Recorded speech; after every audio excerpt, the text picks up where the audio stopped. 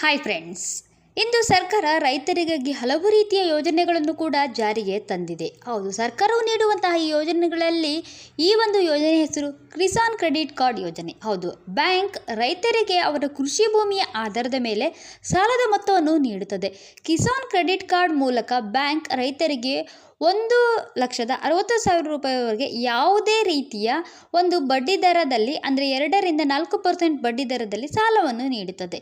Bank ನಿಮಗೆ ನೀಡುವ ಗರಿಷ್ಠ ಸಾಲದ ಮೊತ್ತವು ನಿಮ್ಮ ಕೃಷಿ ಭೂಮಿಯನ್ನು ಅವಲಂಬ ಮಾಡಿರುತ್ತದೆ. ಕಿಸಾನ್ ಕ್ರೆಡಿಟ್ ಕಾರ್ಡ್ ಯೋಜನೆಗಾಗಿ ನೀವು ಕೆಲವು ಅಗತ್ಯ ಅರ್ಹತೆಗಳನ್ನು ಪೂರೈಸುವ ಅಗತ್ಯವಿದೆ. ಹಾಗಾದರೆ ಈ ಒಂದು ಪ್ರಧಾನಮಂತ್ರಿ ಕಿಸಾನ್ ಸಮ್ಮಾನ್ ನಿಧಿ ಉದ್ದೇಶ ಏನು, ಇದನ್ನು ಹೇಗೆ ನೀವು ಪಡೆದುಕೊಳ್ಳೋದು ಅಂತ ಹೇಳಿ ನಾವು ನಿಮಗೆ ಈ ವಿಡಿಯೋದಲ್ಲಿ ತಿಳಿಸಿಕೊಡ್ತೀವಿ. ಹಾಗಾಗಿ ಫ್ರೆಂಡ್ಸ್, ವಿಡಿಯೋಯನ್ನು ಸ್ಕಿಪ್ ಮಾಡದೆ ಕೊನೆಯ ತನಕ ನೋಡಿ. ಭಾರತದಲ್ಲಿ ಸುಮಾರು 75% ಜನಸಂಖ್ಯೆಯು ಕೃಷಿಯ ಮೇಲೆ ಅವಲಂಬಿತವಾಗಿದೆ. ರೈತರ ಆರ್ಥಿಕ ಸ್ಥಿತಿಯನ್ನು ಸುಧಾರಿಸುವುದು ಮತ್ತು ಕೃಷಿ ಕೆಲಸಕ್ಕೆ ಅಗತ್ಯವಾದ ಉಪಕರಣಗಳು ಮತ್ತು ಇತರ ವಸ್ತುಗಳನ್ನು ಖರೀದಿಸಲು ಆರ್ಥಿಕ ನೆರವು ನೀಡುವುದು ಸರ್ಕಾರದ ಉದ್ದೇಶವಾಗಿದೆ.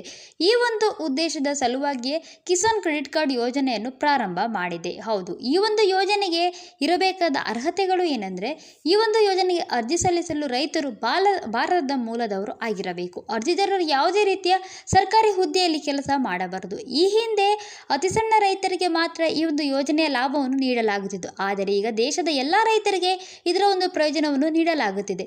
ನೀವು ಕೃಷಿ ಭೂಮಿಯನ್ನು ಹೊಂದಿರಬೇಕು. ಅರ್ಜಿದಾರರು ರೈತರು ಬ್ಯಾಂಕ್ ಖಾತೆಯನ್ನು ಹೊಂದಿರುವುದು ಕಡ್ಡಾಯವಾಗಿದೆ. ಇದಕ್ಕೆ ನೀವು ಅರ್ಜಿ ಸಲ್ಲಿಸಲು ಬೇಕಾಗಿರುವಂತಹ ಅಗತ್ಯ ದಾಖಲಾತಿಗಳು ಯಾವೆಂದರೆ ಆಧಾರ್ ಕಾರ್ಡ್, ಮತದಾರರ ಗುರುತಿನ ಚೀಟಿ ಮತ್ತು ಗುರುತಿನ ಚೀಟಿ, ಬ್ಯಾಂಕ್ ಖಾತೆ ಪಾಸ್ಬುಕ್, ಭೂಮಿ ದಾಖಲಾತಿಗಳು, BPL ಕುಟುಂಬ ಪಡಿತರ ಚೀಟಿ, ಮೊಬೈಲ್ ಸಂಖ್ಯೆ ಹಾಗೂ ಇಮೇಲ್ ಐಡಿಯನ್ನು ಹೊಂದಿರಬೇಕು.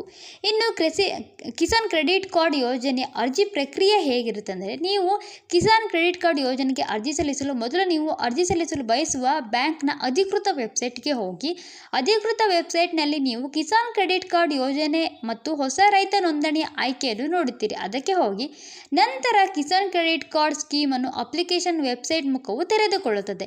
ಈ ಒಂದು ಪುಟದಲ್ಲಿ ರೈತರ ನೋಂದಣಿಗೆ 2 ಆಯ್ಕೆಗಳು ಸಿಗುತ್ತದೆ: ಗ್ರಾಮೀಣ ರೈತರ ನೋಂದಣಿ, ನಗರ ರೈತರ ನೋಂದಣಿ. ನಂತರ ನೀವು ವಾಸಿಸುವ ಪ್ರದೇಶವನ್ನು ಆಯ್ಕೆ ಮಾಡಿಕೊಳ್ಳಬೇಕು.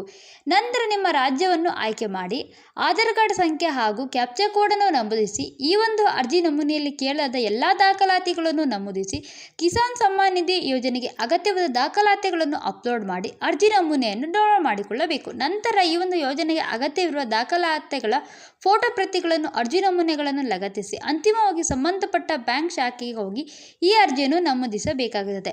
ಬ್ಯಾಂಕ್ ಅಧಿಕಾರಿಗಳು ನಿಮ್ಮ ದಾಖಲಾತಿಗಳನ್ನು ಪರಿಶೀಲಿಸಿದ ನಂತರ ನಿಮ್ಮ ಅರ್ಜಿಯನ್ನು ಅನುಮೋದಿಸಲಾಗುತ್ತದೆ.